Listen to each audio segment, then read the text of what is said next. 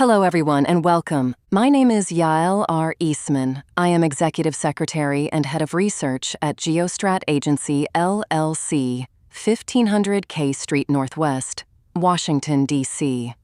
I am Mr. Pascal Najadi's number 2. And I want to say one thing clearly before anything else. I do this work for free. Not $1 has ever changed hands. I am a long-time trusted friend of this house, and I serve here because I believe in what it does. Now, a small confidence between us before we begin. Yes, this is my voice. It really is me. But let me tell you how it reached you, because I would rather you heard it from me than wondered about it later. We do not have a studio. We have an office, a telephone, a considerable pile of work, and a coffee machine that has seen better decades. So I recorded this the way a working person actually records a thing like this, in segments, on the quiet afternoons, in the gaps between files, when the traffic across the desk went soft. And I promise you, my friends, if I had handed you the raw take, me reading this whole story in one breath, you and I would be on the floor laughing by now. The coughs, the throat clearing, the long pause where I lose my line, and the word that comes right after it, the one my mother would not care for. So we cleaned it up. We used artificial intelligence to smooth the flow, to lift out the hiccups and the false starts, so that my voice reaches you steady and clear, the way I actually meant it. For the finish, only for the finish, never for the writing. Every word you are about to hear was written by a human being in this office and checked by me at this table before it left the building. Nothing leaves this house unread. This is not a slogan, it is the craft. Good. Now that you and I understand each other, everything we publish is free. No paywall, no subscription, no donors, no advertisers. Nobody buys a single line of this work because nothing here is for sale. We publish to serve a higher good, and to echo what the principle calls the Trump doctrine, peace through strength, and America. So, if this hour holds you, do us one favor, at the end, tell someone about it, send them the link, get them to subscribe. That is our entire business model. There is no other one. A word on the principal's position, because he would want you to know it before you hear him, and not after. He is a Swiss citizen who set up his private office in the heart of Washington, and he has no shyness about saying why. He supports President Trump and the cabinet around him. And he supports them for a reason that goes back to a boy in Switzerland in the 1980s. Ronald Reagan was that boy's hero. Reagan shaped the way he reads the world long before he had any reason to read it at all. And in the principal's personal view, and he insists this be marked exactly that way, a personal view, President Trump is not simply the return of the Reagan era. He is the Reagan era at higher speed. He also holds a private opinion about what comes after, and it belongs to him alone. He would like to see that torch passed, when the time comes, to Secretary of State Marco Rubio. He also holds Vice President J.D. Vance in very high regard, and he notes that the two men are close friends. That is his read. It is not a forecast of this house. It is a man telling you what he hopes for. I am only passing it along, as I promised him I would. Now, if you were sitting in a lecture hall and I were standing in front of you, this is where I would set down my notes, look up, and stop playing the spokeswoman. Because this is not a bulletin. This is the story of two very silent human beings, of a slander that failed, of 3 locks welded shut for a generation, and the woman who turned the keys anyway, of a small boy at the helm of a boat, and of a date on a calendar that stopped a man where he sat. Are you ready? Then let us begin. The first thing you see before you read a single word of this dispatch is the principal himself. He stands in the frame of an open door.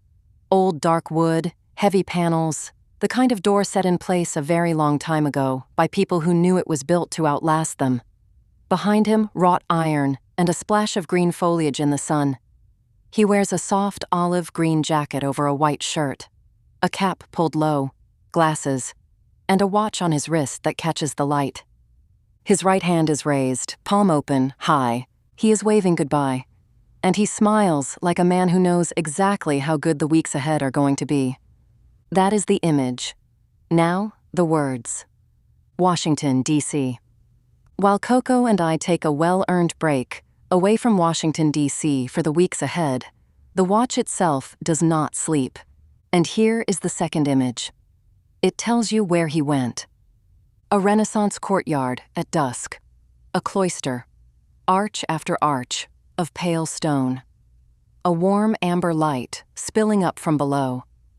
The floor is old brick, laid in herringbone, polished by a few centuries of footsteps. Potted palms in terracotta. A stone well at the far end of the court. And above it, that deep blue that never lasts more than 11 minutes, with the last fire of the sun still burning. Pink, under the belly of the clouds. 2 or 3 people, at tables under the arches, at the edge of the lamplight, and the place is so quiet you feel you could hear it. That is the break. That is where he is. And here is what he wants you to understand. Yael keeps her watch, by day and by night, always ready to move the instant we catch a reliable signal, worth cross-checking, and worth passing on as a new forward marker. I blush. I go on. And knowing what I know, that President Trump, exactly as we always said, is now executing the plan he always held to finish the job in Iran on his terms, I can leave this office with a clear mind. That story is already written. I set it down a few days ago, and I will not repeat it here beyond the title of my own forecast.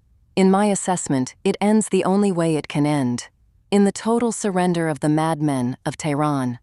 An unconditional capitulation in the format of Tokyo Bay, 1945, with the United States taking Karg.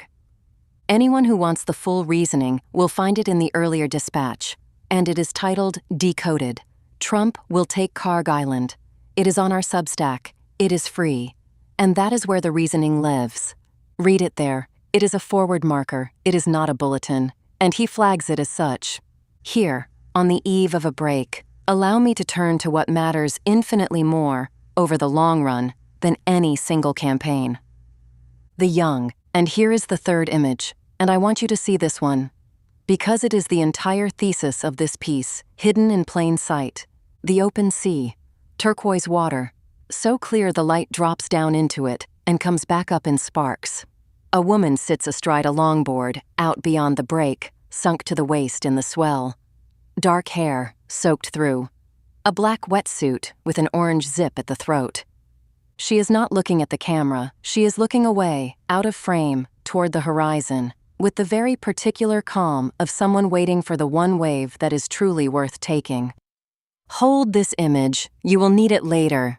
This piece is for the bright and free boys and girls who are out there. It is for the curious child, and for the alive teenager who brings the world a genuine interest. It is for that young generation that still longs to change this world and to do good in it, as a Ronald Reagan once inspired a boy in Switzerland. And as President Trump, from his first term in 2016 and beyond, has carried that same torch, and, in his view, has even surpassed the Reagan era he admired as a child. And here, this piece does a thing that almost no piece ever does. It shows you the receipt, because the next image is not a photograph, it is a letter. On the letterhead of GeoStrat Agency, LLC, navy blue characters, and the globe and pin of GeoStrat Agency, LLC, standing at the top of the page like a small flag. I'm going to read it to you in full. I typed it. I know exactly where the commas go. Washington, D.C., June 14th, 2026. Dear President Trump, on the occasion of your 80th birthday, my beloved Coco joins me, along with Yael R. Eastman, our Executive Secretary and Head of Research, together with the whole team of GeoStrat Agency LLC, and our trusted American allies and friends, in sending you our warmest and most sincere wishes. We wish you nothing less than the very best, lasting good health, and a long continuation of your resolve, formidable and decisive. Keep practicing the art of war as only a master can, with foreknowledge, with strength, and with a constancy that our adversaries can neither match nor wear down by waiting. After 8 decades, you do not merely hold the line, you set the tempo, and the world is still running to keep up. There is one thing I want to say plainly because it matters to me. You are an idol to so many, and to no one more than the children who look up at you with open admiration. They see a man who does not give up, who rises early and works late, who takes the blows and answers them on his feet. That is the lesson they absorb without even knowing it.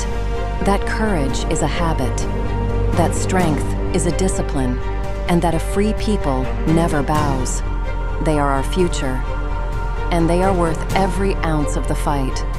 And let it be said clearly, America first does not mean America alone. Under your leadership, it has become a blessing far beyond the borders of the United States. For your allies, for your friends, and for every free people that sleeps easier because America stands. When America leads from strength, the entire free world rises with her. The Reagan era did not simply return. Under your hand, it was surpassed in rigor, in cool nerve, and in the will to turn conviction into consequence without ever blinking. Happy birthday, Mr. President. May the years ahead be long, healthy, and crowned with the peace you are forging through strength. The Republic is in better hands for your endurance, and the free world stands straighter for your nerve. With every good wish, Pascal Najadi, founder and principal, and below it, in blue ink, the signature, drawn straight across the globe and the pin, the way he always signs. Let me be personal, he writes, because the young deserve the truth and not a sermon. Reagan was my ideal, for my own future. And here he is, the 5th image. Ronald Reagan, at the resolute desk, navy suit, white shirt, a deep red tie. He holds a single page of notes in both hands, and he speaks into a cluster of microphones, straight into the lens, straight into every living room in America. The windows of the Oval Office glow behind him, cream curtains, framed family photographs on the console at his back. And the color has that slightly grainy warmth that only 1980s film knows how to give. And the hair, swept back, perfect. As a teenager, I slicked my hair back because he did, and I combed it the way he combed his. Those were the good days. I say it, not out of nostalgia, but because every young person needs a North Star. A figure who shows them that conviction, discipline, and plain decency are not a weakness, but the very stuff of a life well spent. If you want the long version of where that North Star led him, it is set down in the piece titled The Najadi Doctrine. From the Cold War Sanctuary, Lucerne, the Bergenstock, and the Pentagon Partnership for Peace Through Strength. It is on the Substack. It is free. Go and dig.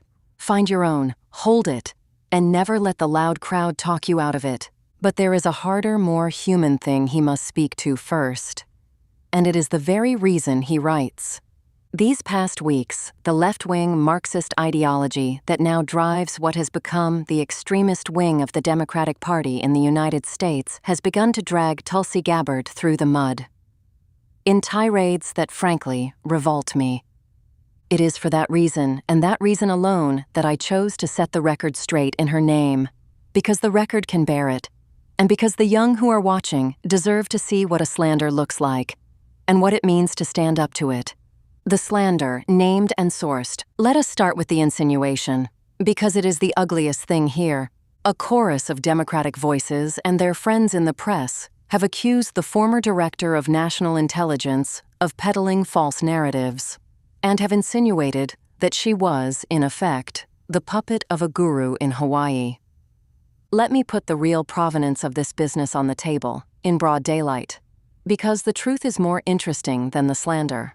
The guru line goes back to a Washington Post investigation into her family's decades-long association with Chris Butler and his Science of Identity Foundation, based in Kailua. Some former members describe it as a cult. Its own faithful describe it as a legitimate spiritual community. It also goes back to letters that a former member, Anita Van Duyn, sent to Democratic officials before Gabbard's confirmation. Among them, Senator Elizabeth Warren, Senator Tammy Duckworth, and Representative Alexandria Ocasio-Cortez. Those letters warned that sensitive intelligence might be, in her phrase, communicated to her guru. The group denies it. Gabbard has always rejected it. Her spokeswoman answered the Post report by calling it anti-Hindu bigotry, and there is a serious argument to be made that this is precisely what it is. I will give you my own verdict, plainly, and I will mark it as an opinion, because that is the discipline of this house. I hold the guru insinuation to be a slander, false where it counts, and unworthy of the contempt one would show it. The idea that a decorated combat veteran who volunteered after her nation was struck on September 11th, who served in a field medical unit under fire in Iraq, who finished first in her officer class and rose on merit to the rank of lieutenant colonel, and who then commanded the shield and sword of the Republic, was secretly taking her marching orders from a reclusive figure in Kailua, does not survive one honest look at the arc of her life. She has lived by the old soldier's creed since she was a young woman in uniform.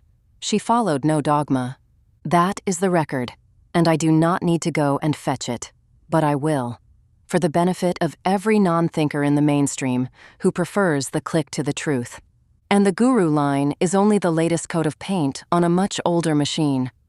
For years, her rivals and whole swaths of the American media have painted her as the darling of Russian state media, as a Russia apologist, as a traitor. Hillary Clinton, in 2019, insinuated that she was a Russian asset, a charge Gabbard answered with a defamation suit, which she later withdrew. Television panels and partisan operators called a soldier a puppet and disloyal. And here, the piece stops arguing and begins to show. Because the next image is a board, a deep navy background, and pinned to it, 8 scraps of torn paper, arranged in 2 columns, like exhibits tacked to the wall of an investigation room. At the top, in white capitals, the title, in their own words, and below it, in italics, the standard. Each quote, word for word. Each source, named. The globe and pin of GeoStrat Agency LLC stands at the center of the board, in burnt orange, like a stamp on a case file. Read them with me. Left column, then right column.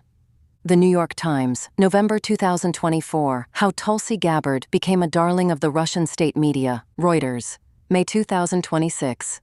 The White House forced spy Chief Gabbard to resign, according to a source. MS Now, formerly MSNBC. Op-ed, May 2026. Tulsi Gabbard's self-humiliation was not enough for Trump. NBC News, June 2025. Tulsi Gabbard, sidelined from Trump administration, discussions on Israel and Iran. Bakari Sellers, analyst on CNN. 2019. A puppet of the Russian government. Adam Kinzinger in The Bulwark. 2024. He called her flatly disloyal. Hillary Clinton on the Campaign HQ podcast, October 2019, She is the Russians' favorite, and Representative Debbie Wasserman Schultz, November 2024. She branded her, saying she was likely a Russian asset. 8 scraps, each one dated, each one sourced. That is what a slander looks like when you lay it out flat and switch on the light. And when she resigned, a global wire service wrote that she had been pushed out, hanging the claim on an anonymous source, close to the matter, never once retracting it, even after her own chief of staff put her name on the record and declared it false. On one side of this story, there is a name, a face, a signed letter, and a husband fighting a rare cancer. On the other side, there is a ghost. The press chose the ghost. There is an entire dispatch on this episode. It is titled The Bad and Sick Marxist Press, led by Reuters, the New York Times, and the rest goes after DNI Tulsi Gabbard over a family tragedy. Same place. Free. It is, in a word, fake news. And the herd that copied it without thinking only proved how little of the old code survives in the newsrooms of 2026. What it actually takes to hold that post. Here is the part the authors of slander never bother to consider, and it demolishes their whole theory on contact. If you are chosen by the President of the United States to lead the intelligence orbit, To command the shield and sword of the Republic, the agencies that every child on Earth knows by 3 letters, CIA, FBI, NSA, DEA, and the rest of a list that runs to 18 names, then make no mistake about what happens to you first. You are put through the sieve.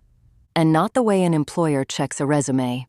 The background investigation that clears a person to sit in that chair goes further than most people will ever conceive.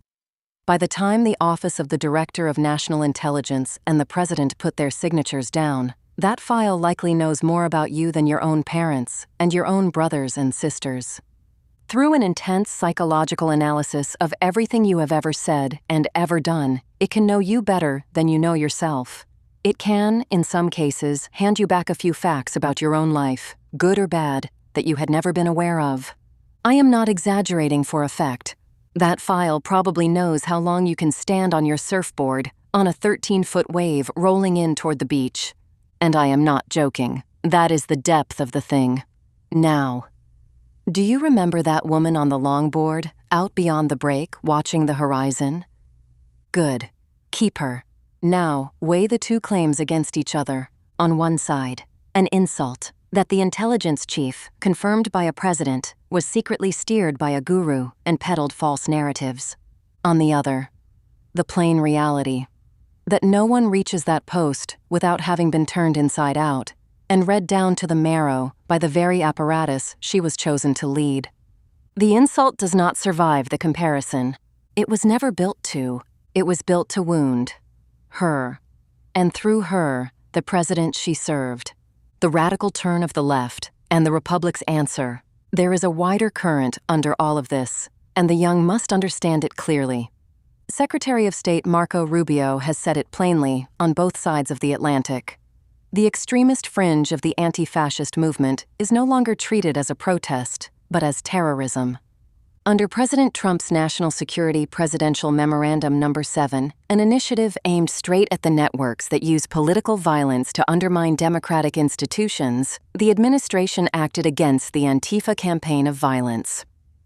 On November 13, 2025, Rubio's State Department designated the German group Antifa Ost, along with 3 allied European groups in Italy and Greece, as foreign terrorist organizations and especially designated global terrorists. Effective November 20th, the Treasury's Office of Foreign Assets Control designated them in parallel, cutting off their funding in the United States, and placing their financial and support networks, the nodes, and the shadow banking links that run to them and from them under sustained watch. Rubio promised more, committing the government to target further Antifa groups across the globe, and describing them without euphemism as anti-American, anti-capitalist, and anti-Christian. That is very bad news for a Democratic Party that has lost command of itself. Over the decades, it has not merely misplaced its moral compass under weak and drifting leadership, Clinton, Obama, and a super sleepy Biden. It has now ceded its center of gravity to the radical socialist wing. Look at New York, where the freshly sworn-in mayor, Zohran Mamdani, told the city on January 1, 2026, that he would govern as a democratic socialist, and that he would not abandon his principles out of fear of being judged radical. And here, the principle changes register. And he tells you that he is doing it, which is precisely what counts. Take care, he writes, because what I say here is my opinion, and I state it with authority. In his assessment, this movement is now galvanizing subversive Marxist elements across the entire country. He calls it a cancerous and dangerous movement, a movement that seeks to sow chaos in order to propel its leader into higher spheres of power. He holds that the naive voters who carried him to power did not know what they were wishing for, and that they are now receiving an overdose of their own foolishness. Brutal. He knows it is brutal. He says the brutality buys him time. I warn you here. And mark my words well. I take up President Trump's words in his eloquent speech in Ankara, and I paraphrase him. One thing is certain. Once you go communist, you never come back, because you die in the waste. Your wealth spent, your freedom gone, and nothing, ever, given back. This is a paraphrase. He flags it as a paraphrase, and I flag it again, because in this house, we do not put words in a president's mouth. Hear the meaning of that sentence, I beg you, because it is the empirical truth. Go and check. Every architecture of Marxist ideology has imploded. But it did so only after destroying everything, absolutely everything, beneath it, out of pure madness, and out of an addict's thirst for totalitarian power. I have fought these subversive and dangerous ideologies for more than 40 years, he writes. And I have seen things and gone to places in the line of duty where even the true white-feathered angels dare not venture. Read that sentence again. I will wait. Call it what you like. I call it the radical Marxist communist left in full bloom. But the direction of travel is not in dispute, because its own standard-bearers announce it from the podium. And now, he does a thing I did not expect the first time I read it, and that I have never forgotten since. He tells you about a monster movie. I never liked monster movies when I was a child. But there is one image in those films that fits this moment exactly. The hero, call him Saint George, comes galloping in on a white horse and drives his lance into the dragon. And the beast, like the monster in those old Godzilla reels, does not die quietly. In its death throes, it screams its heart out with rage and fear, and it sweeps its tail in wild, violent arcs, knocking down the last houses, mowing down the people in the streets, until at last it crashes to its final resting place in one great crash. And then, silence. The American Marxist left is in that collapse phase now, cornered by failure after failure, billions in documented waste and fraud, now surfacing, program after program. And the list is long, and it is growing. It has stopped defending its argument, and it has begun to sweep the tail. Extremist measures, insults, and propaganda in front of the cameras, anything to justify its place, again, in the institutions. Do not mistake the sound of the death throw for strength. It is the reverse. It is the sound of a thing coming down. No. She is the best of them. And she left for love. So let me say the thing the herd will never print. Tulsi Gabbard may be the finest director of national intelligence the United States has ever had. And she left that post to be with the love of her life. There is nothing there that deserves a smirk. On the contrary, it is so admirable that it is simply luminous. The way she cares today for her husband and her family. The way the two of them are fused into one and the same entity. They are the couple you dream of. And they are exemplary. This is what we textbook introverts do. We develop a higher sense of the duty to do right, precisely where others look away, or chase the greed of careers, cameras, and glory. Tulsi Gabbard never liked the cameras. And here is the proof. In the 7th image, she is caught mid-sentence, a red jacket cut clean at the collar, dark hair falling past the shoulders, a small gold ring in the ear, a fine chain at the throat with a single clear stone. The light behind her is warm, rose-colored, washing a blurred wall. And the left of the frame collapses into shadow. She is not looking at the lens. She is looking off, to her right, toward the one who asked the question. Her mouth is open on a word, and there is no performance in her face. None. It is the face of someone thinking, and who has forgotten to compose herself for you. That is a person who does not like cameras. It cannot be faked, and neither can its absence. She was happy, as director over the 18 agencies, to report to one man alone, her boss, President Trump, and to work quietly with her cabinet colleagues, and, of course, with her orbit team. That temperament is not a footnote in her story. It is the key to it, and it is the reason I want to walk you, carefully, through the record and through the science of the silent mind. 2 ways to cross a noisy world. There are 2 ways to cross a noisy world. You can try to dominate the noise, shout louder, publish faster, and fill every silence before it can form. That is how most of the world lives, and it is what exhausts it. Or you can do the harder, quieter thing. Let the noise pass over you, hold your position, and wait for the one sound that truly matters. In a storm of 10,000 voices, the introvert is the one still listening for the single gunshot. This is a report on 2 beings who made that second way the discipline of an entire life. Tulsi Gabbard, Until this summer, Director of National Intelligence of the United States. And the man who writes these lines. It is also a report on why that temperament, so often mistaken for weakness in a schoolyard or a boardroom, is in reality one of the most powerful instruments a human being can carry. Read the instrument, not the photograph. Consider the discipline in its barest form. When the headlines catch fire over a signature, a memorandum, a handshake, a photograph on a tarmac, the loud instinct reacts to the image. The silent instinct reads the instrument. A memorandum of understanding is not a binding contract. It is a declaration of intent, and its legal weight is close to nothing. I spent years as a vice president at Merrill Lynch and as the youngest executive director in the history of Dresdner Kleinwort Benson. And I can tell you that in the world of sovereign finance, a memorandum of understanding commands about the same respect that a newspaper headline commands as an established fact. It can indicate a direction, but you would be mad to stake your bank on it. We do not give the orders here. We report when we hear one, read past the noise, watch the conduct, and judge a president or a director on what they deliver.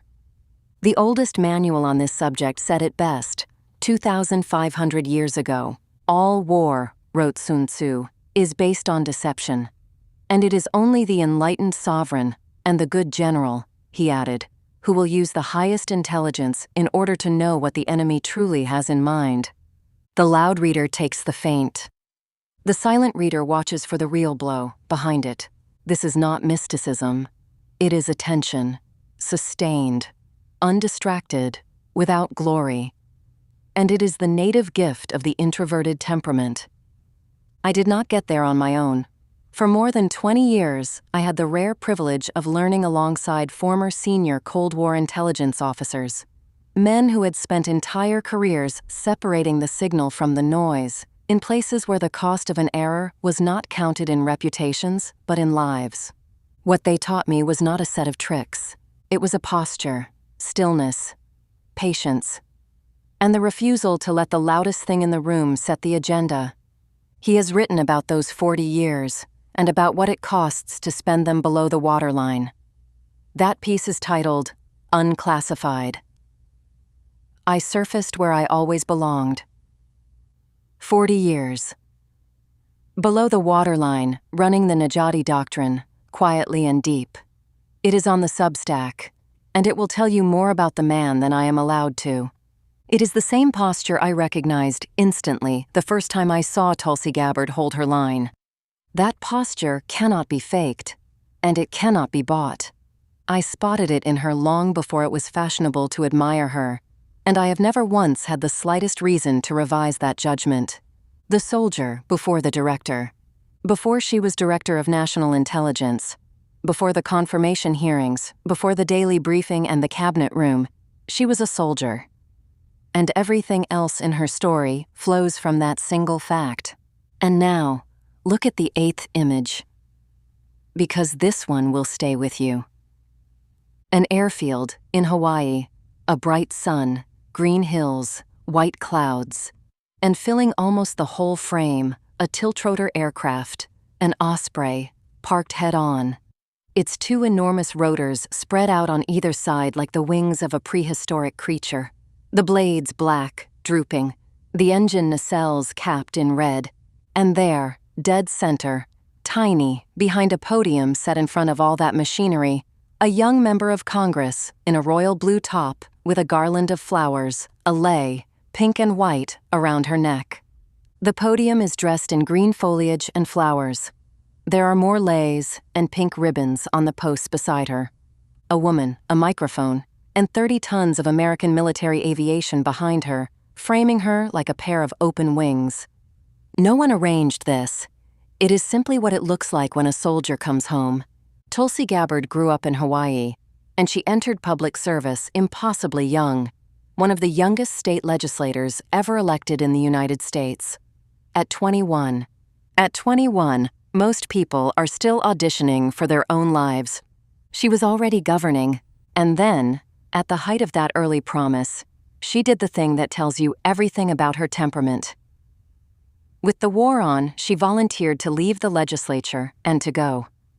She enlisted in the Hawaii Army National Guard, and she deployed to Iraq during the American invasion, serving in a field medical unit, where the newest and hardest facts of the war arrive on stretchers. She could have stayed home, safe and rising. She chose the harder road, and she chose it quietly.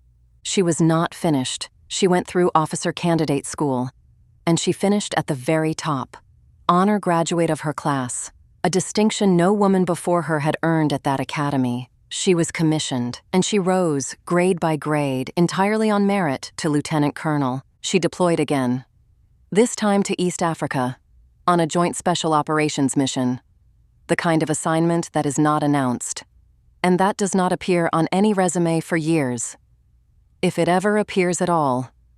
In her own letter of resignation to the president, she looked back on that deployment, and she named her husband as the man who stood unshaken through it all. Tulsi spent her adult life in the arena of hard, unphotogenic service, and she never once traded it for applause. That, too, is the signature of the introvert, to have done the hard thing and to feel no need to tell it. Then came Washington, D.C. She served 8 years in the Congress of the United States from 2013 to 2021, representing Hawaii. And it was there that she began, in earnest, the lonely work that would define her, standing against the reflexive, bipartisan appetite for regime change wars, the ones that had cost her generation so much and delivered so little. She ran for president in 2020, a long-shot campaign that nonetheless landed clean, precise blows against the received wisdom of both parties. And then she did the thing that comfortable people never forgive. She broke with the party that had raised her, because it had drifted far from the causes she had bled for. And she planted her standard where her conscience actually pointed. That is the exact opposite of opportunism. Opportunists go where the crowd is. She went where the crowd was not. Again and again, at a real and repeated cost. And she was right often enough that the crowd, in the end, came looking for her. A word to the director. In Ms. Gabbard, I see a brother temperament, a textbook childhood introvert, underestimated for the very qualities that make her formidable today. My admiration for her is not idolatry. It is the recognition of a brother temperament that holds the line where weaker hands, again and again, all through the long and often dishonorable history of the intelligence community, have folded. My fiancé, Coco, holds her in the same esteem, and for the same reasons. The self-mastery, the principle, and a moral compass that does not drift. My head of research, Yael R. Eastman, stands with me on every one of these words, as she has since the first day of this mission. I do, I have, I will. Here, then, is his word to the magnificent Tulsi Gabbard in this hour, and I am going to slow down, because he wrote this one with very great care, and it deserves the room. You carried the sword and shield of your republic through real storms, and you held the truth up, high in your hand, for all to see. You did not break, you did not bend, you did not lose your compass. Not once. Not in the darkest hour of the hardest decision. History keeps its own record, far longer than any news cycle, and yours is written in the clear. Bravo, Madam Director, bravo. And to every young woman and every young man who was ever told to sit down and be quiet. Take your example from her, hold your course, whatever comes. And more important still, never give up, and always give the very best of yourself. No one ever can take that from you. Pascal Najadi, Washington, D.C. What she built at the office of the Director of National Intelligence. The record, not the resume. A tribute that stayed at the level of temperament and admiration would have done her a quiet disservice. Because the record is formidable. So let me set it down plainly. The way I would set down any note. What did she actually do with that post? She inherited a bloated bureaucracy, adrift, politically compromised. The office of the Director of National Intelligence had become, over 2 decades, exactly the kind of self-protecting apparatus that the silent and skeptical temperament is built to distrust. And she took the scalpel to it. The restructuring she led is the largest reform of that office since its creation, in the aftermath of September 11th. She cut headquarters staff by roughly 40%. She closed the Reston campus. She merged redundant centers. And she returned to the taxpayer on the order of $700 million a year. She led the largest cybersecurity modernization ever attempted across the entire intelligence community, hardening America's most sensitive networks against adversaries who probe them every hour of every day. And when the collapse of Syria threatened to release thousands of the most dangerous men alive, her National Counterterrorism Center provided the intelligence and the coordination that moved more than 5,700 Islamic State fighters out of the collapsing Syrian prisons and into secure Iraqi custody. A catastrophe, stopped before it even began. You did not read that one, did you? That is precisely the point. She turned that office toward transparency with a discipline that unsettled the very institutions she led. Under the president's maximum transparency mandate, she declassified and released tranche after tranche of documents that the public had been told, for years, it would never see. She presented the annual threat assessment for 2026 to the Senate, with the directors of the CIA, the FBI, the Defense Intelligence Agency, and the NSA at her side. And she answered for it without flinching. But the true measure of that transparency was not the volume of paper. It was the vaults she chose to open, and there were 3. Each one welded shut by a Washington that had never imagined a silent soldier would pick up the crowbar. The first, the Russia hoax. She declassified the internal record of what officials in a previous administration did in 2016. And after, the fabricated intelligence assessment. The surveillance turned against a presidential campaign, the machinery behind the 2019 impeachment. And she did not stop at release. She transmitted criminal referrals to the Department of Justice on the collusion investigation in the Obama era, and a grand jury took up the matter. Washington can hate this fight as much as it likes. She waged it in the open, under her own signature, on the plain ground that the American people had a right to the truth about those who turned the intelligence community into a weapon against a sitting president. And here is the 9th image, and I want you to see her face on this one. She stands at the podium of the James Brady press room at the White House, the blue backdrop behind her, the north portico of the White House printed on it, the corner of an American flag at the top of the frame. She wears a cream blazer, gold hoops, and she holds up a sheaf of printed pages turned toward the cameras. You can read the first sheet. The title runs across it, New Evidence. A House Oversight Committee report destroys the claim that Russia intervened in the 2016 election to help Trump. It is stamped, unclassified, and it has been hand-worked, in yellow highlighter, line after line. There is a handwritten note in the margin, in blue pen. It reads, January 2017. You can make out the highlighted phrases, false and fabricated narrative. And the stunning revelations we are releasing today should concern every American. And her expression as she holds up those pages. Nothing. Absolutely nothing. No triumph, no anger. A level look, straight at the room. That is what it looks like when someone has decided that it is the document that will speak. And here I must stop, he writes, because the cost of this hoax was never paid in the abstract. It was paid by real men and women, by the president himself, whose first term and campaign were hunted for years by a narrative built on sand, and by the officer I admire most in the American firmament, Lieutenant General Michael T. Flynn.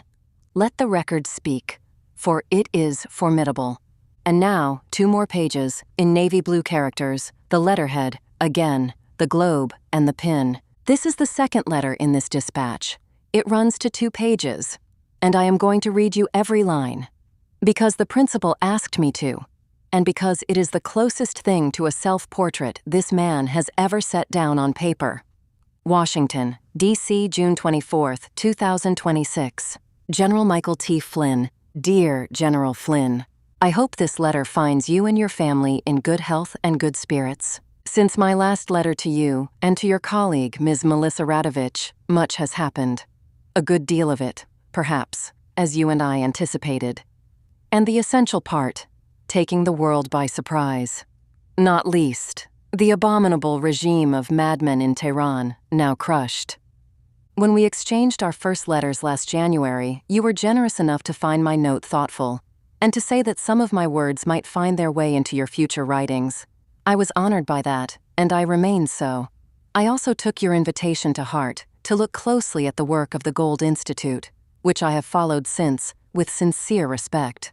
What I set out to you in January as a conviction has since become a file. The campaign I described then has come to pass, and Operation Epic Fury 2026 now stands as an unequaled military success. In the months that followed, we have published a great deal. I am proud to say that I now operate out of resolute conviction from inside your country, on a non-profit and non-partisan basis, free and clear of all influence and of all government support, to publish my honest opinion. With the unwavering support of Yael R. Eastman, my executive secretary and head of research. My modest private office sits at the heart of Washington's corridors of power, a 5-minute walk from the White House across Lafayette Square, where, under the wisdom and rigor of President Trump and his brilliant cabinet, the world might be shaped before it shifts. As a Jew of Swiss origin, I am proud to see the military of the United States, now operating through its 5th and 6th generations of capability, send a clear and unequivocal signal to Moscow and to Beijing, and to every dictator and every hostile regime, that their time is up. I support what I have called Operation Economic Fury by writing and by informing people about the cancerous effects of coercion, and above all, about corruption, the kind that kills, the kind that tortures, and the kind that deprives people of their voice at the ballot box. I do not hide that I support with all my strength, and by every lawful means, the whole of the work accomplished by DNI Tulsi Gabbard. I will be candid with you about my own path to this position. I was once the fiercest critic of my own Swiss government over its handling of COVID-19. I was even the only private citizen in the world to file a complaint with the police against a sitting head of state over that handling. Today, I am the first to call for unity behind our government in Bern.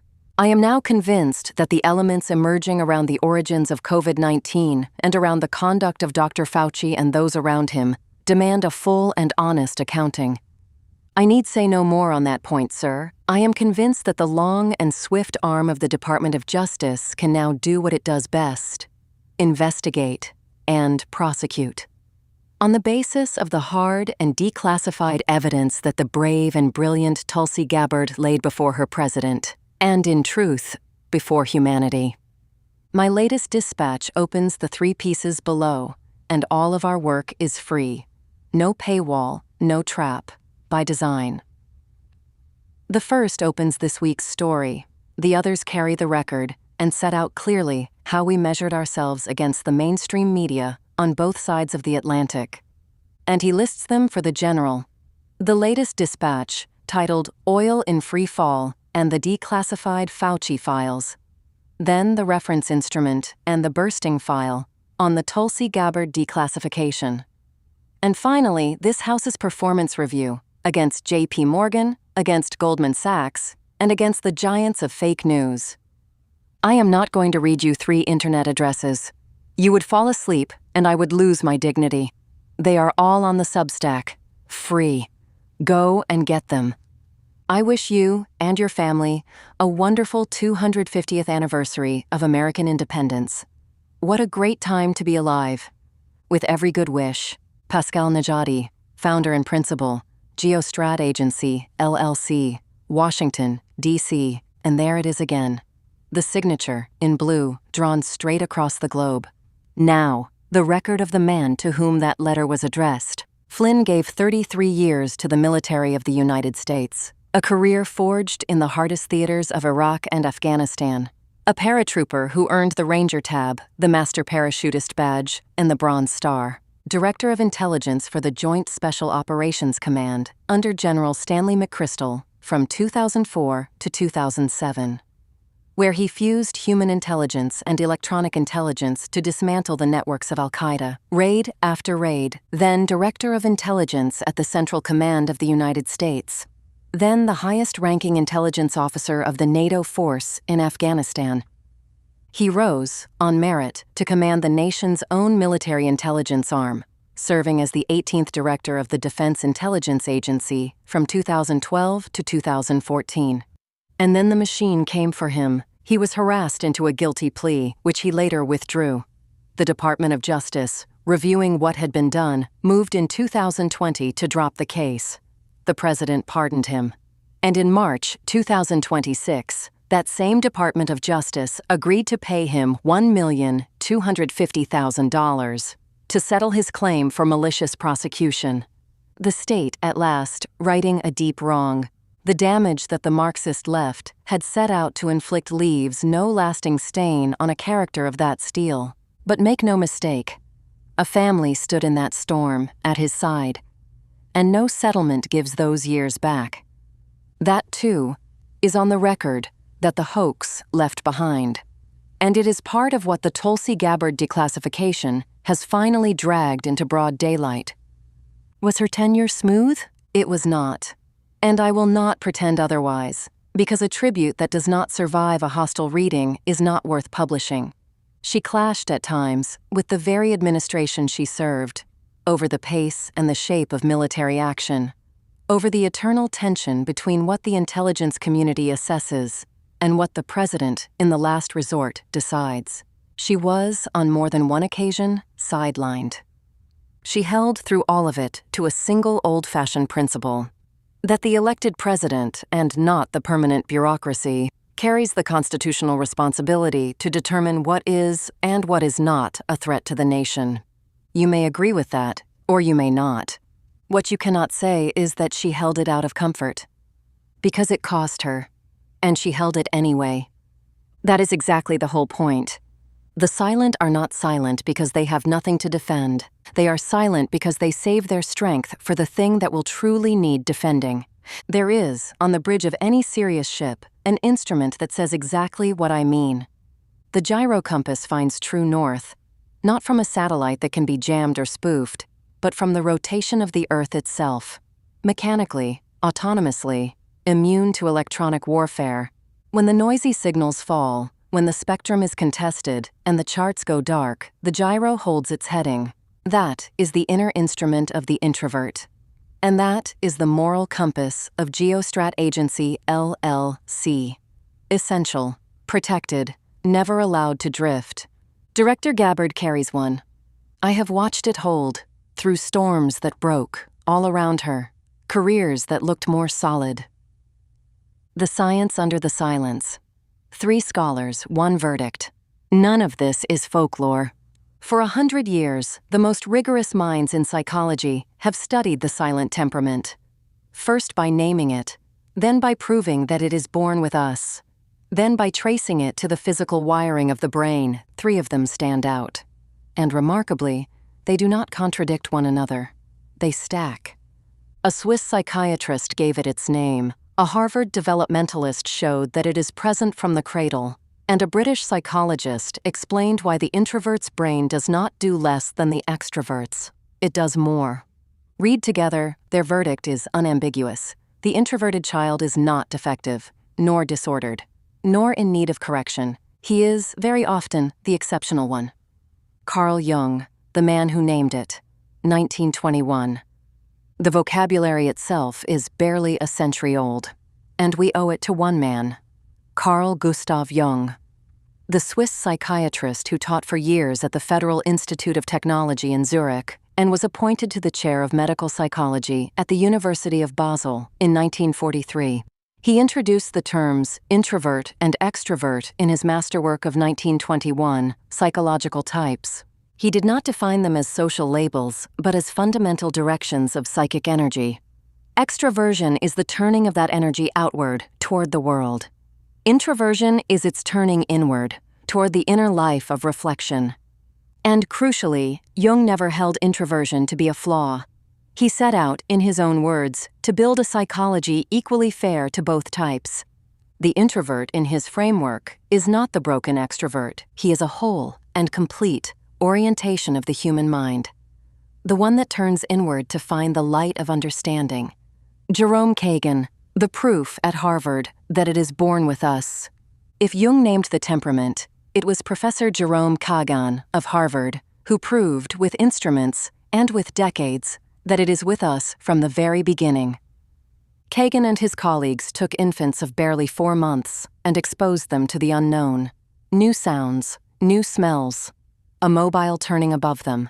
About 1 in 5 reacted with vigorous distress. He called those babies highly reactive. 40% of others stayed calm and attentive.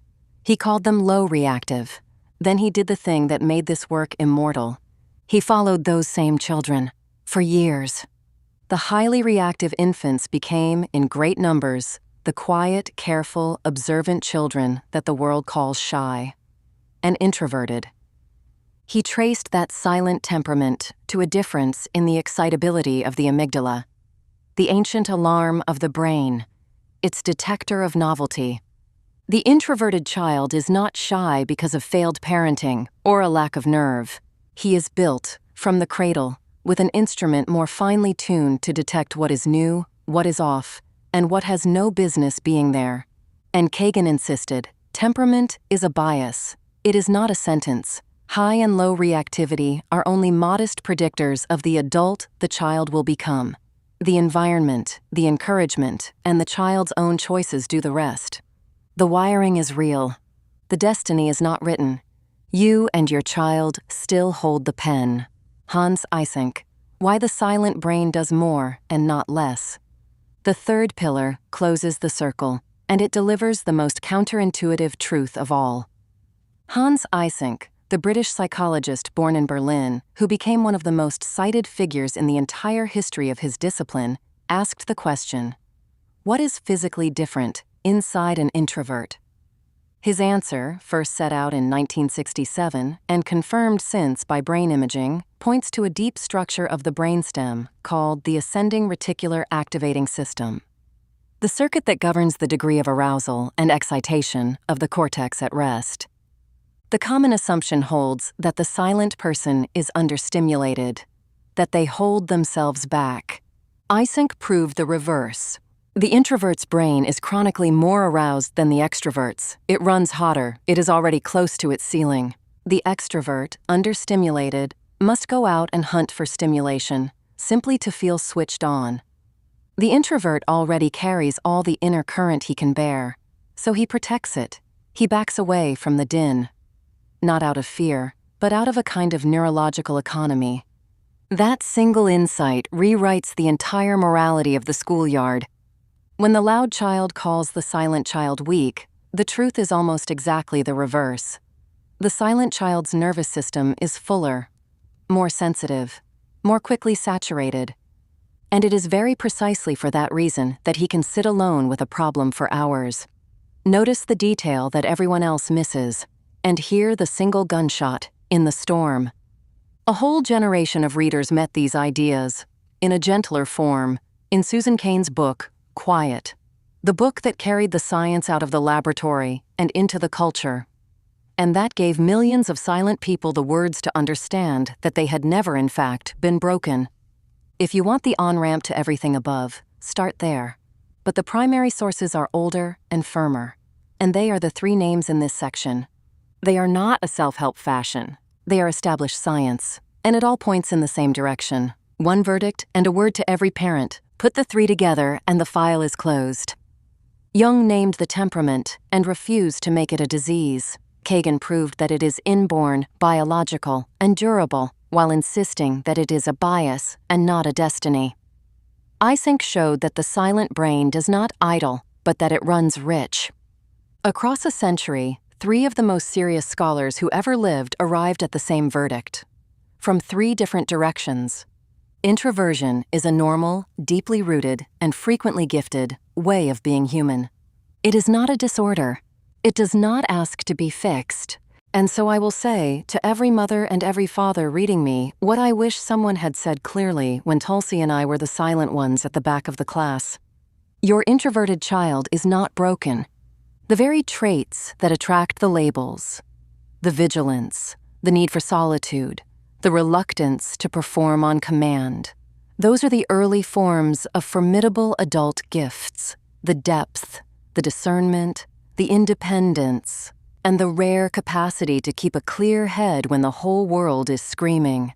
Do not let anyone talk you into doping that child's brain, nor into inflicting some other well-packaged harm, dressed up as care. Protect the instrument. Nourish it.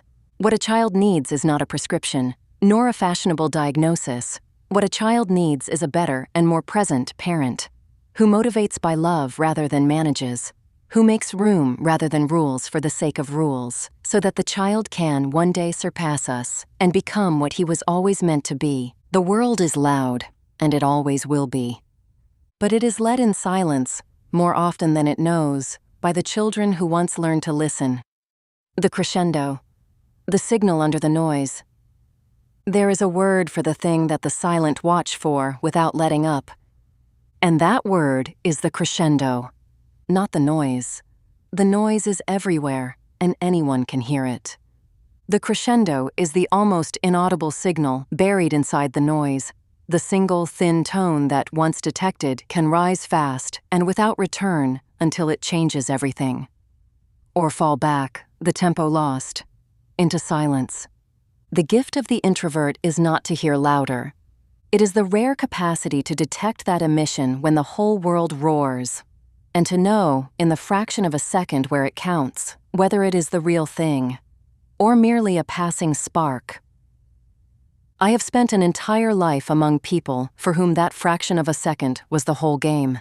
The courageous men and women of the intelligence community, the officers who do their work covertly, and the harder cases who do it clandestinely, deep inside hostile territory, reading the thin signal while carrying the crushing additional weight of operating alone and under fire.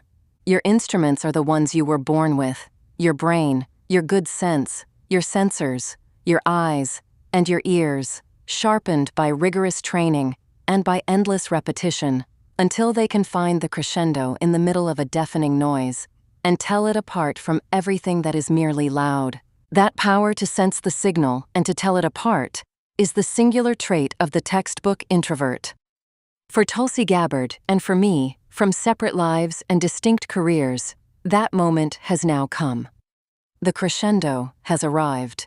Be surprised on all fronts.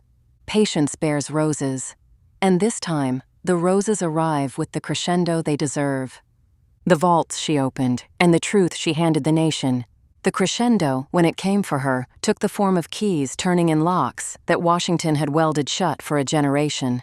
In her final stretch in office, she opened 3, and the country will read what fell out of them for years. The Russia hoax was the first, and I walked through it above. The fabricated assessment, the surveillance of a campaign, the referrals to the Department of Justice, the wound done to the president and to General Flynn. The other 2 are the reason her name will outlive every dispatch ever written to diminish her. The shattering truth, COVID-19, Fauci, and the Wuhan lab. This is the one that matters most, so let me give it the room it deserves. On June 18, 2026, in what was one of her last acts as Director of National Intelligence, Tulsi Gabbard made public a body of declassified documents running to several hundred pages on the origins of COVID-19 and on the conduct of the American public health and intelligence apparatus, the fruit of a year-long review under the President's maximum transparency mandate. She spent her final hours in office handing the public the record, and not the resume. In my view, it is the most consequential act of official transparency of this decade, and it is the shattering center of everything I set down here. Here is what the record indicates, stated with the precision the subject demands. American taxpayer money, routed through the National Institute of Allergy and Infectious Diseases and through a New York intermediary, the EcoHealth Alliance, flowed, during the Obama years, into dangerous coronavirus research, subcontracted to the Wuhan Institute of Virology, inside the one-party, Marxist-Leninist state that is today the free world's principal strategic adversary, The question of whether that work crossed the legal line into gain of function, that is, the deliberate strengthening of a pathogen to make it more transmissible or more lethal, is precisely the one that Dr. Anthony Fauci spent years denying, and that his critics spent years pressing. The declassified files, backed by the sworn accounts of intelligence community whistleblowers, which Gabbard transmitted to the Inspector General, hold that Fauci funded that research, that he worked with a politicized leadership inside the intelligence community to steer the public away from a laboratory origin, and that his own testimony before the Congress of the United States did not match what he knew and what he had funded. Remember how he answered the man who pressed him when Senator Rand Paul confronted him across the hearing table. Fauci shot back. "If anyone is lying here, Senator, it is you." On another day, he told him that he did not know what he was talking about, and he denied, categorically and repeatedly, that the National Institutes of Health had funded gain-of-function work at Wuhan. Those sworn denials are now the heart of the case, because the declassified file and the paper trail of the grants tell a very different story from the one he told under oath. And the committee chairman is no longer pulling his punches. In June, on the set of Sunday Morning Futures, with Maria Bartiromo, Senator Rand Paul, now chairman of the Senate Homeland Security and Governmental Affairs Committee, put it in terms that leave no daylight. "Beyond a reasonable doubt," he said, "we now know that Anthony Fauci did fund gain-of-function research." And he named the years-long effort to steer the public toward a natural origin narrative, exactly for what he believes it was. In his words, it was all a diversion. It was a cover-up. On June 22, 2026, after Fauci backed out of an agreement to appear voluntarily, Paul issued the first subpoena of his chairmanship and moved to compel him to testify in public. That hearing is scheduled for July 29, 2026. And here, the principal holds the discipline of this House, and I want you to hear it, because it is what sets us apart from everyone else. A scheduled hearing is not a hearing held. We will report it as done only when a source reports it as done, not before, not on a rumor, not on an announcement, not because the date has rolled over on a calendar. That is the rule here.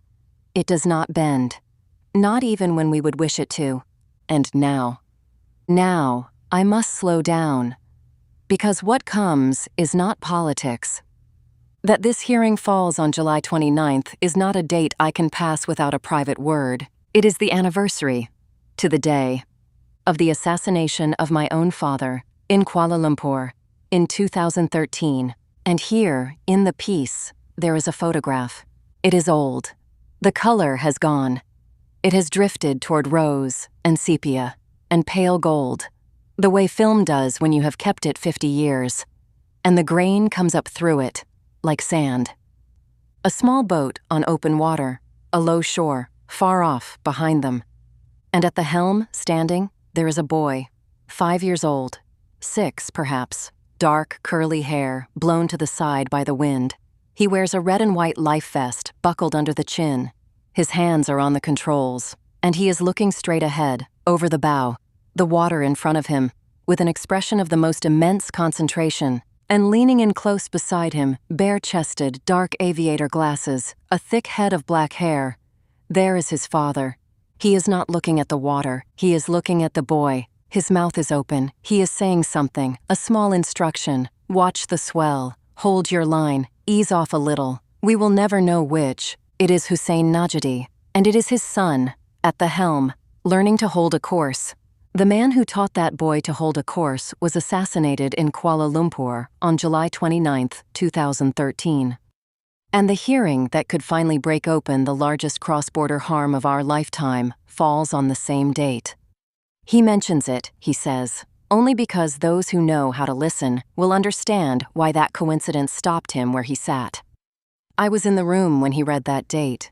He stopped. Now, let me draw the line in broad daylight, he writes, because the truth only holds if it is drawn honestly. These are allegations. His, the whistleblowers, the committee chairman's, backed by documents and by a trail of grants. And they are formidable. They are not yet a verdict.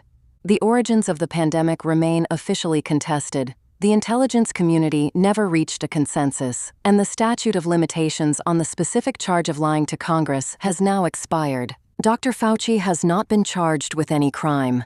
He denies all of it, and he is protected by a preemptive pardon granted in the last hours of the previous administration.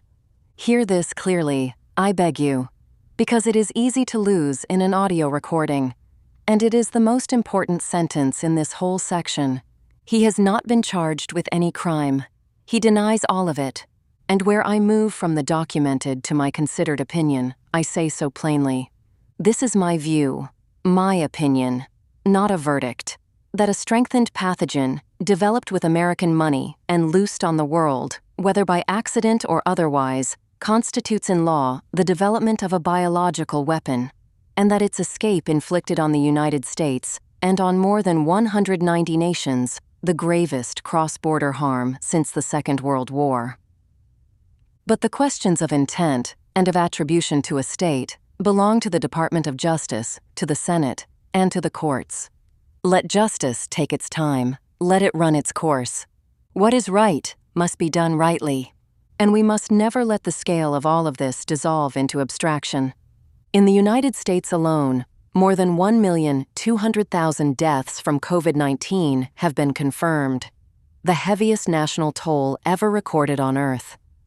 Worldwide, more than 7,100,000 deaths have been reported to the World Health Organization, whose own estimate of the true toll, direct and indirect, stands at about 14,900,000 for the years 2020 and 2021 alone, with independent studies placing the figure higher still.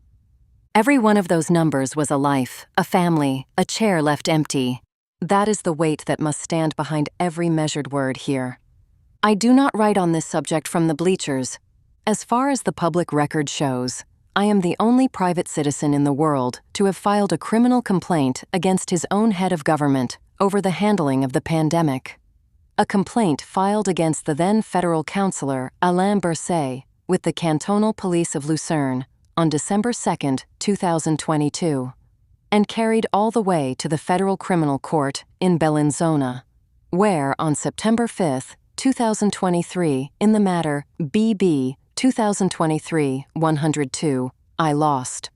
I do not regret a single step of that road, and the file stands exactly as it was submitted. But having read the Gabbard declassification in the light of everything I had documented in my own case, I arrived at a settled conclusion of conscience. A minister, in Bern, relied, as any minister must, on assurances passed up to him from upstream. And those assurances were compromised at their very source, thousands of kilometers away, and that is why I forgave Mr. Alain Berset, freely, of my own will. Forgiveness is a great and clarifying thing, and I recommend it, without reservation, to every one of my compatriots. It removes not a single line from the record. It simply turns the finger toward the place where the harm was actually sown. He has written about this at length in two pieces.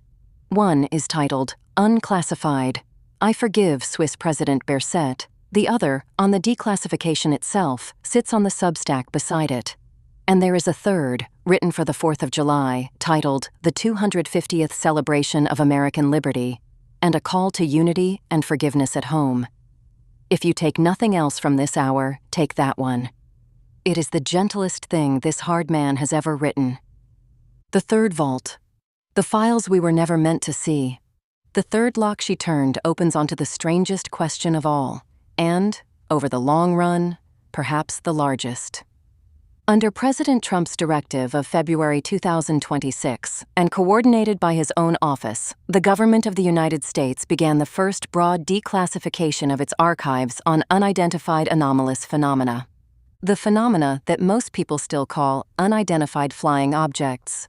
The Presidential Unsealing and Reporting System for Encounters with Unidentified Anomalous Phenomena, known by the word PURSUE, released its first tranche on May 8, 2026, and a second on May 22. Photographs, sensor video, testimony, military archives, and even transcripts from astronauts of the Apollo era, some going back as far as 1944. Gabbard put her own name to it. describing a careful, comprehensive, and unprecedented review of the government's archives, and calling this first release, in her own words, the beginning of a joint and continuing effort of declassification and dissemination. Now, allow me to be scrupulous, because it is precisely here that discipline matters most. The government did not claim that these files prove contact with a non-human intelligence. Its own officials are careful to say that a great deal of this material has not yet been fully analyzed, and I hold that line without flinching. But you have followed me this far, so here is my read, and I mark it clearly as my opinion, and not as an established fact. I do not believe we are alone, and I do not believe we ever were. My considered view, a forward marker and not a bulletin, is that an intelligence not of this earth has been watching us, and at times interacting with us, for decades. And that the vault Gabbard helped to open is the first honest step toward a truth the public has been ready for far longer than its institutions. Watch this space. The files will keep coming, and the crescendo on that one is only beginning. The People's Republic of China must be throttled by accountability, by law, and by the ledger, not by arms. Follow the Fauci thread to its source, and you arrive where every honest inquiry now arrives.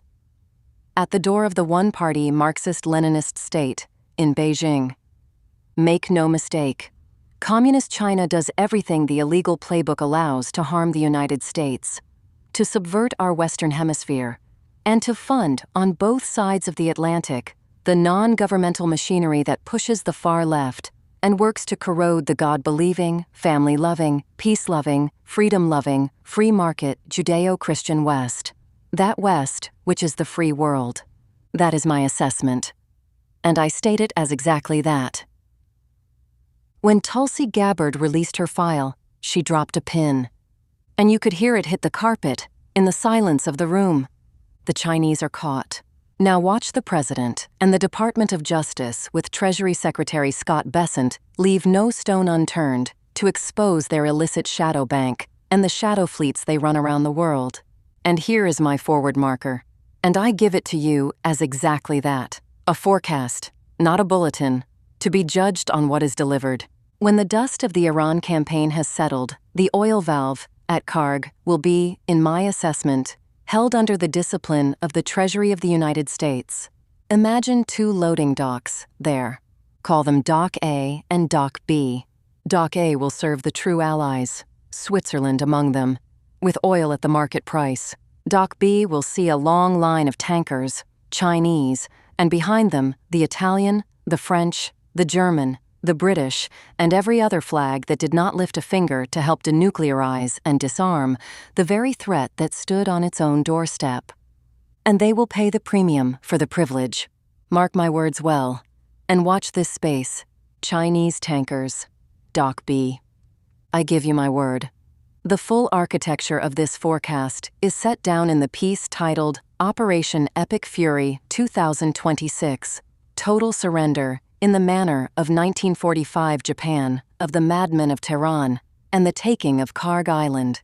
Oil management passes to Treasury. It is on the Substack. It has been set down there since May. Time-stamped, for anyone who wants to check the tempo of this house against the record. It is time to contain the one party in Beijing, not by violence, never by violence, but by economic intelligence, the patient architecture of law, of finance, and of rank. There is a precedent, and it is instructive. And here is the image that carries it. The Rose Garden, at the White House, in the late 1980s. A hard autumn light, white columns, white chrysanthemums on the right. At the podium, with the gold seal of the President of the United States on the front, stands Frank Carlucci, gold-rimmed glasses, silver hair, a dark suit, and a deep red tie. He is mid-sentence before a cluster of microphones, and standing just behind him in a light gray suit with a white pocket square, hands at his sides, there is Ronald Reagan. He is not speaking, he is watching his man work, and there is, on his face, the faintest hint of a smile. In the late 1980s, Ronald Reagan and his Secretary of Defense, Frank Carlucci, did not defeat the Soviet Union on any battlefield. They outbuilt it, they outlasted it, And they applied sustained pressure until a one-party system with no accounting to give collapsed under the weight of its own contradictions. The same instrument, measured, is available again. Claims for reparations pursued before the courts by the more than 190 nations that were harmed, and secondary sanctions built in law and broadly carried that will accelerate an already failing Marxist economy. The People's Republic hides behind its nuclear deterrent as Moscow and Pyongyang hide behind theirs. Cravenly. Because without it, a corrupt structure would not long survive the contempt of its own people. The Chinese people have had enough of Beijing, and they are forced, every day, into silence. Their dangerous Chinese Communist Party and its army now threaten our liberties, and Japan, and Taiwan. And the answer is not war. The answer is to contain them, patiently and lawfully, and to let the structure implode by its own design. And when the money runs short, may the people of China turn, in time, to the glory and the deep heritage of their own civilization, as rich and as ancient as that of Persia, and reclaim it. And if you have followed us this far, you know how he ends, and why. I have carried a single North Star since the day I first put on the uniform of the Swiss Air Force, as a young man, Sun Tzu. His wisdom, set down 2,500 years ago, still holds exactly true in the military and strategic art of today. And that is why I always place the fitting line, from him, at the very end. For context, it always lands just right. This one is no exception. A higher mission, by love. There is a coda to all of this, and it is the most important part, because it is purely human. Tulsi Gabbard did not merely complete a tour of duty. She also laid down one of the most powerful posts in the world, and she did it for love. Her husband, Abraham Williams, a chief operator and filmmaker, a maker of images as I am, was diagnosed with an extremely rare form of bone cancer, a sacral chordoma, a tumor at the base of the spine that few clinicians will see even once in a career. In her letter to the president, she wrote that she could not, in conscience, ask him to face this fight alone. That over 11 years of marriage, he had been her rock through every deployment and every storm, and that now she had to step away from public service to stand at his side. She left a brilliant career at its very peak for a higher mission and one infinitely more rewarding. To nurse back to health the man she loves. And there is good news to carry in this tribute. The operation to remove the tumor, a long and delicate procedure that lasted nearly 7 hours, was described as a success. He faced a hard night and real pain in its wake. But he went home to rest, and the long work of healing began. So, from Coco, and from me, with all our hearts, to Tulsi, and to Abraham. We send you our best wishes for health and for strength, and every ounce of the compassion and the love that these few humble lines can carry across the water to the two of you. You will get through this together, lean on each other, draw from the deep well of your faith, and know that you are held in the thoughts and prayers of far more people than you will ever meet. May God bless you both. May God bless America. And we will all get through this, every one of us. Conclusion. The summary. Let me gather the whole of it into one hand. The way I would close any note. The thesis. There are 2 ways to cross a noisy world: dominate the noise, or let it pass, and listen for the one signal that matters.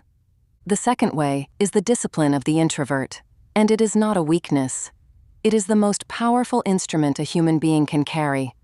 And the world is led in silence, far more often than it knows, by the very ones it once mocked. The record. Tulsi Gabbard is the living proof of that thesis. A soldier before she was a director. Iraq, during the invasion. Honor graduate of her officer class. A joint special operations deployment to East Africa. Lieutenant Colonel, 8 years in Congress. And an old-fashioned position, held for decades, against needless wars. As Director of National Intelligence, she cut into a bloated office by roughly 40%, returned some $700 million a year to the taxpayer, hardened the nation's networks, and answered for all of it without flinching. holding, through every clash, to the principle that the elected president, and not the permanent bureaucracy, answers to the people. She held her course. She never once lost her compass. The slander and the answer. When the Marxists failed, they all fell screaming their hearts out, before vanishing into oblivion. They made their long tours through the institutions, and they tried again and again. But this time, in 2026 and in 2027, they are caught in a dead end, and they have no reverse gear to get out of it. Terminus, comrades. Good riddance. But as I said a few lines back, they will scream all sorts of mad things. Be prepared. The Marxist left came for her with a guru myth, and the worst week of a family, with the old litany of the Russian asset and the forced departure. All of it hung on anonymous ghosts. It is fake news, and it collapses against her record, and against the plain reality of the clearance that authorizes anyone to sit in that chair. Those who hate this president seized the narrative because they had lost the argument. And their moral compass. They failed. They only drew the country tighter around her. The vaults. In her final stretch, she turned 3 keys that this city had welded shut. The Russia hoax. The fabricated 2016 assessment and the surveillance of a campaign, now referred to the Department of Justice, the same hoax that hunted the president and wounded General Michael T. Flynn, whom the state has at last restored. The COVID file, the Fauci and Wuhan file, which is the shattering center of this whole account, now on its way to a public hearing, and to a legal accounting with Beijing, to be paid in treasure and in rank, never in blood, and the files on anomalous phenomena. The first honest step toward a truth the public was ready for long before its institutions. That is the legacy of a director. It does not fit on a wire dispatch, the word to parents and to children. Your silent child is not broken.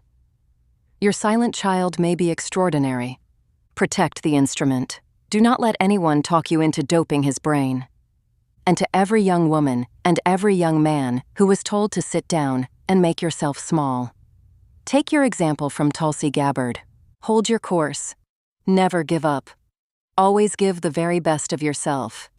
No one can ever take that from you. The crescendo. She gave the nation the truth as she found it, with care, with the line between the documented and the alleged drawn in broad daylight. And then she laid down one of the most powerful posts on earth to stand at the side of the man she loves through the hardest fight of his life.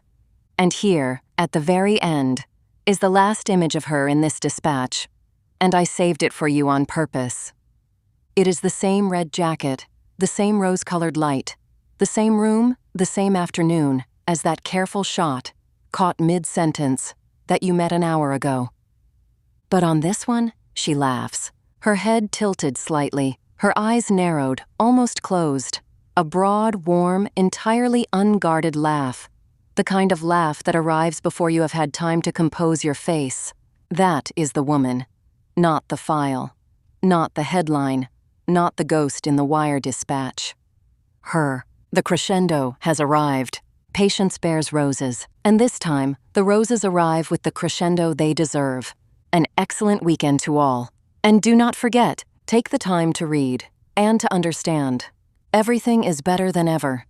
But the work is not finished, and it is not meant to be. The work in Iran will be finished. And many more still that wait up ahead, not merely accomplished, but accomplished well, carried to an end that surpasses every expectation placed in it. President Trump brings them to their conclusion. Of that, be sure. I say it plainly because I have watched this man and I trust him. And I trust the brilliant and selfless team around him. The one that asks for no credit and seeks no camera. They hold the helm. And they will see it through. That is all. The right people, in the right place, doing the hard thing in silence, until it is done. The future did not begin now. It began long ago. At the moment we brought our children into this complicated world. We alone carry that responsibility and its consequences. Good or bad, they are ours. It falls to us to let them, one day, surpass us. Pass our house playlist to your teenagers. let them dance all weekend, and enjoy the summer of 2026. Epic. And before he signs off, there is one last photograph of the man himself. And it is my favorite in the whole dispatch. And I am going to tell you why. He is seated in that same warm courtyard. Ochre walls, a large potted palm behind him, a carved stone chimney over his shoulder, terracotta tiles underfoot.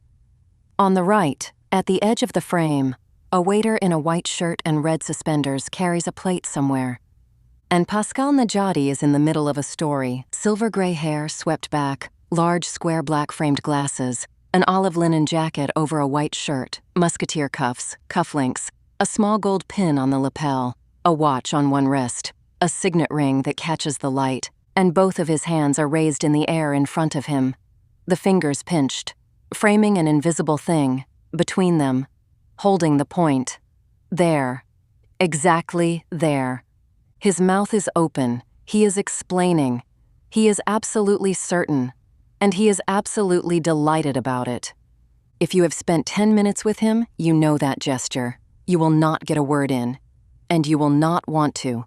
That is the man who wrote everything you have just heard, with every good wish. Pascal Najadi, founder and principal, GeoStrat Agency, LLC, Washington, D.C.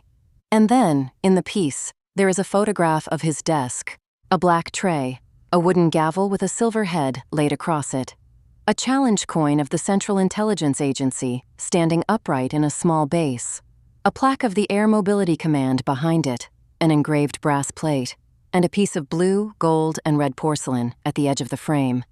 And at the center, a white porcelain ashtray with gold-bordered rests, printed with the globe and pin of GeoStrat Agency, LLC, and the motto, "See beyond the horizon, shape the world before it shifts."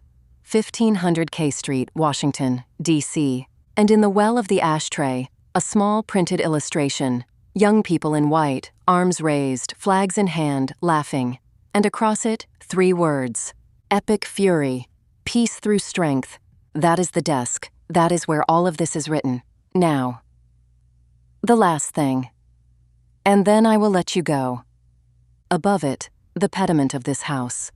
A photograph taken from a plane, very high up, the orange-tipped winglet of a jet, slicing through a sea of clouds at sunset, and the whole sky burning, orange, violet, and pink. And across it, the globe and pin, in navy blue, and the words, "See beyond the horizon, shape the world before it shifts." And below it, the line he always ends on, the only one he never varies. All war is based on deception. Sun Tzu, The Art of War. Chapter 1. So, what enables the wise sovereign and the good general to strike and to conquer and to achieve things beyond the reach of ordinary men is foreknowledge. Sun Tzu, The Art of War. Chapter 13. On the Use of Spies. Copyright 2026, GeoStrat Agency, LLC. And now, if you will permit me, I would like to say a few words in my own name. Because there is one more image, and it happens to be of my office. It is the entrance hall at 1500 K Street Northwest. An immense Art Deco hall, veined marble, honey and cream, on every wall, on every column underfoot, a gilded coffered ceiling, glowing warm, tall windows framed in bronze, and glass and bronze doors, throwing long panels of afternoon light across the floor. And the floor is polished to such a shine that the whole hall stands upside down in it, like a city reflected in still water. Figures in dark suits cross the marble, a man walking away toward the doors, another, standing, reading, a third, seated at reception. And laid over all of it, translucent, immense, the globe and the pin. Standing guard over the floor, a 5-minute walk from the White House, across Lafayette Square, at the corner from the Washington office of the former Director of National Intelligence. And wholly independent and self-sufficient, that is where I sit. A note from the Executive Secretary. I am Yael R. Eastman, Executive Secretary and Head of Research at GeoStrat Agency, LLC. Nothing leaves this office unread. I check every line, every date, every quote, before it reaches you. Because a claim we cannot defend is a claim we do not publish. We do not chase the news. We call it before it breaks. And we let the timestamps prove it. This is not a boast. It is a record. Filed and dated. Operation Folden was named before a single motorcade reached Ankara. The strategic repositioning of Greenland was called with precision in January 2026. The epic fury sequence went from our forward marker to accomplished fact while the legacy press was still looking for the story. Under independent audit, our tempo earned a composite score of 8.5 out of 10 and a measured lead of 10 to 18 days over 9 major Western headlines, a lead that the mainstream did not match because they wait for permission. And we read the map. Tempo and accuracy, that is the discipline, and on both, we hold the record against the herd. What you have just heard rests on the public record, dated, filed, verifiable, line by line. And where the principal moves from established fact to forecast, he says so plainly. In his own words. With no blur between the two. Fact is labeled fact. Forecast is labeled forecast. That is the standard here, and it does not bend. Signal over noise. Foreknowledge over fiction. When it comes to the silent war, we are not commentators keeping score. We are its masters. The principal's purpose and doctrine. The reliable signal over noise. Our founder and principal, Mr. Pascal Najadi, leads by example. He delivers to every audience, freely and without a barrier, forward markers of great accuracy. Signal over noise. He sets himself the goal of reaching the young generation, the future, the children, the young teenagers, and all those who long to be well-informed and to feel engaged. He wants them to reflect on journalism without indulgence, with a cold eye, and on the style he brings to the light, the nuance, anchored in the documents, and in real events that he has lived and handled at the highest level of government, in full crisis, for 4 decades. That is his most precious aim. He is determined that GeoStrat Agency, LLC, remain free and clear, by design, of all financial or political influence, of any kind whatsoever. He accepts a favor from no one. He answers only to himself and to the Lord, who keeps and protects his moral compass, so that he may best serve the community and continue to defend America and Switzerland first, and peace through strength. In the case of Switzerland, peace through diplomacy. He aims, accordingly, to expose any subversive movement or any threat that might endanger the order of our respective constitutions. And let this be clear, stated openly here. Any attempt by any element whatsoever to approach us with so-called confidential or classified information will be reported immediately to the competent agencies within the orbit of the Office of the Director of National Intelligence.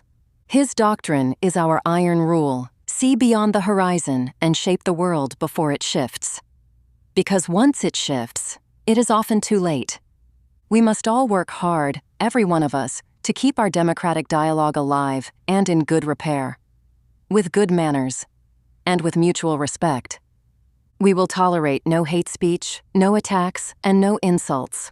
Any aggressive posture or veiled threat against this office, our team, or the members of our family will be reported directly to the competent law enforcement authorities, here in Washington, D.C., and at home in Switzerland. Our mandate and our mission. GeoStrat Agency, LLC, is a non-partisan, non-profit, and sovereign geostrategic intelligence and publishing operation. We advance a clear-eyed understanding of the forces reshaping the order of the world. Through rigorous research, trustworthy analysis, and forward markers that hold. Signal over noise. Make no mistake, our purpose is singular. Our founder and principal has chosen to place his private office and his geostrategic intelligence unit right here in Washington, D.C., at the heart of the place where the world is shaped. As a Swiss, he is loyal to his flag, and he renders a clear and open pledge, his unwavering support for the Trump doctrine, for America first, and for peace through strength. In his view, only a strong, healthy, and prosperous United States can best serve its real and true allies, among them the Swiss Confederation, a friend of America since the founding of this great nation, 250 years ago. Mr. Najadi may not be politically correct in the eyes of woke and Marxist ideology. He tells them so plainly, and he does not care. Communicate with clarity and hold mutual respect. That is what a true partnership is built on. He has had his fill of yes men and fair-weather friends, and he has no interest in looking back. Evolution goes in one direction only: forward, by nature. The question put to man and to machine is binary: left or right at the point of inflection. We will be judged one day on our own decisions, and we must stop blaming others for the choices we make. There is no nanny state.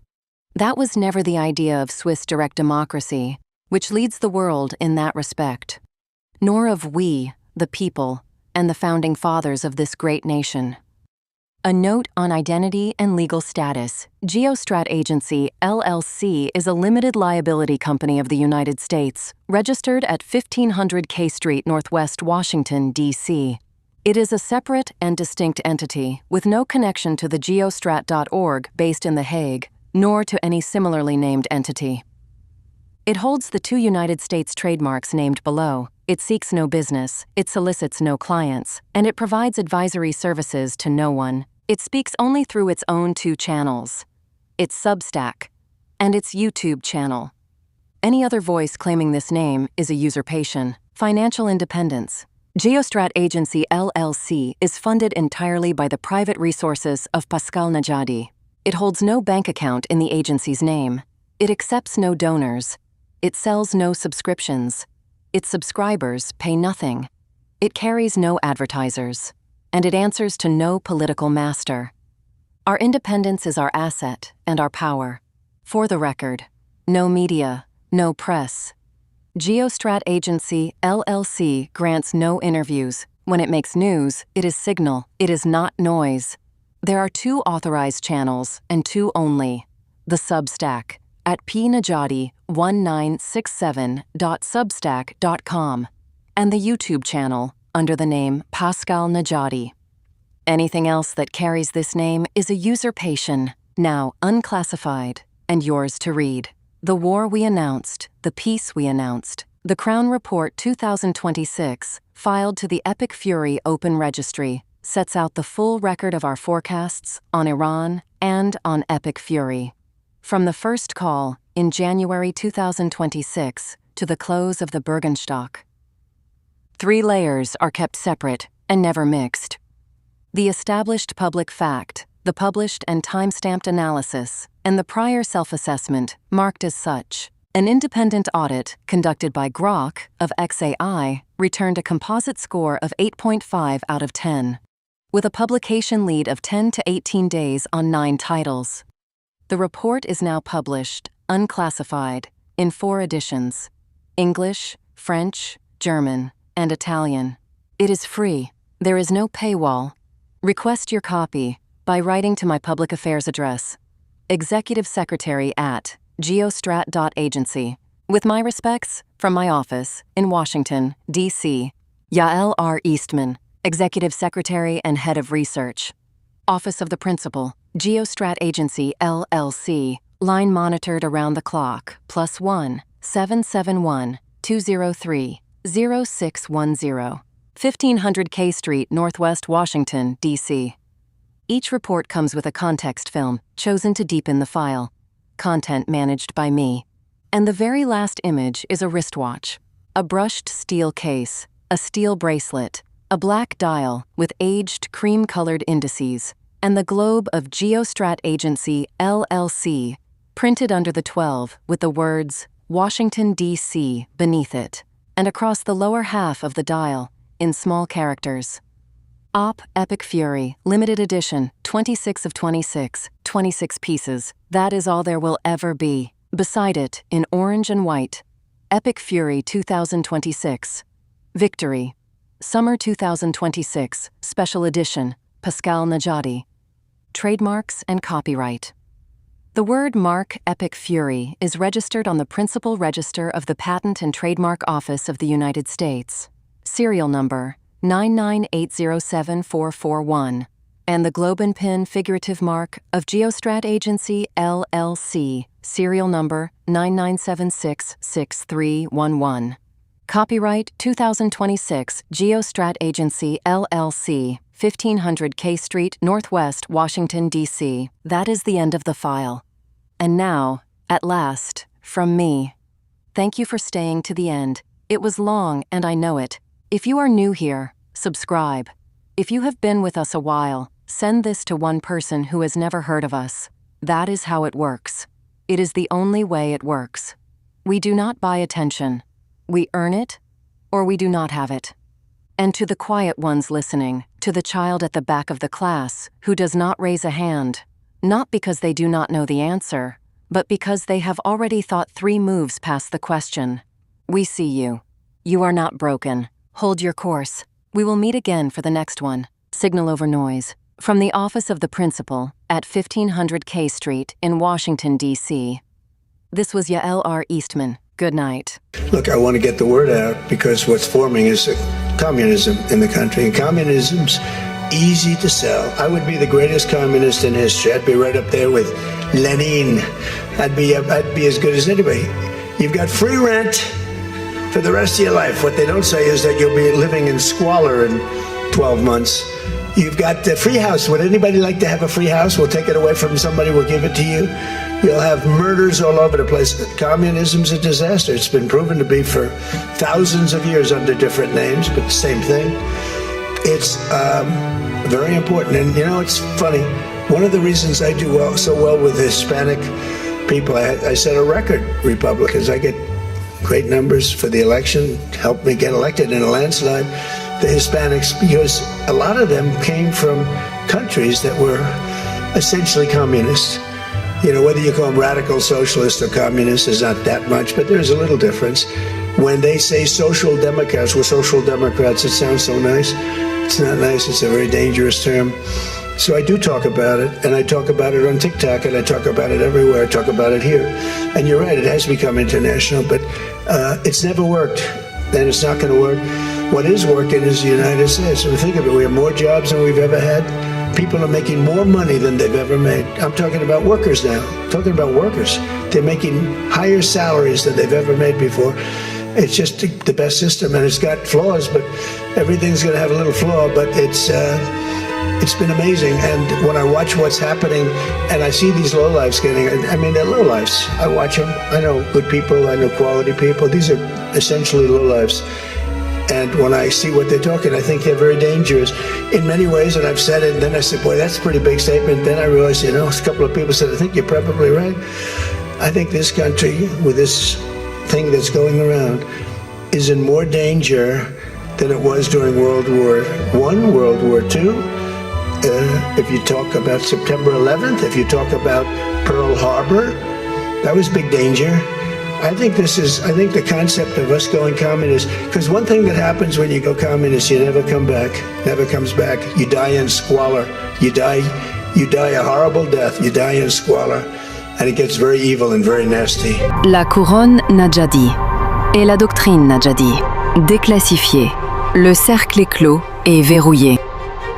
And what we now know beyond a reasonable doubt is that Anthony Fauci did indeed fund gain-of-function research. We have the evidence that the experiments were gaining in function. The viruses were becoming more lethal, more attachable to human cells, and more infectious. We do know that this was going on, that was funded by the NIH, specifically under the tutelage of Anthony Fauci. Politicized self-serving leaders like Dr. Fauci covered up their own wrongdoing and abuses of power, manipulated intelligence, lied to Congress, and undermined a duly elected president by restricting his access to the vital facts he needed to keep the country safe. It's time you know the truth. Pascal, I would like to begin with what might have been a trigger for your whistleblowing. You come from a very important Bahraini family, and your Swiss side is equally important. You're a direct descendant of a former Swiss president, as a matter of fact. You were headed toward quite a predictable career in international banking, and that's how things started out for you. When and why did that change? What exactly was the trigger? The card house of lies got destroyed by pulling one card, and that was your president. He pulled the card after being lied to by his advisors. He's not a doctor, he's not a toxicologist, he's a businessman and a peacemaker after all. He got lied to as high treason, and the consequences will come very soon. Je nourris une passion immense, protéger et remettre debout tous ceux qui souffrent de l'injustice ou de la maladie. Pousser les faibles vers l'avant, depuis l'arrière, et ne jamais les laisser derrière. La mission d'abord. Personne n'est laissé en arrière. I will always place the mission first. I will never accept defeat. I will never quit. And I will never leave a fallen comrade. We will never leave a fallen comrade. We will not neglect those who are injured, sick, or in need. I won't divulge internal conversations. I will say that those of us within the intelligence community continue to provide the president with all of the best objective intelligence available to inform his decisions. The last what the world wants is an insecure United States. We need a strong, healthy, wealthy, self-competent, not warmongering United States to keep peace. It's the way your president is managing things. President Trump, that is. War in this context and in pursuit of peace is necessary.